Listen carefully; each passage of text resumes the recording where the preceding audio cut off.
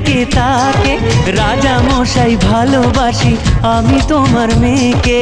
তাহলে তো ভীষণ বিপদ। এখন কি করে বলে সে আসল কথা, ভেবে ভেবে রাজকুমারীর মনে ব্যথা।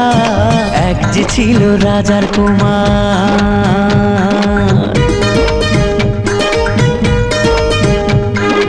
ওদিকে সেই অন্য দেশে রাজার কুমার এসে বিয়ের কথা বলতে এলো হবু জামাই বেশে।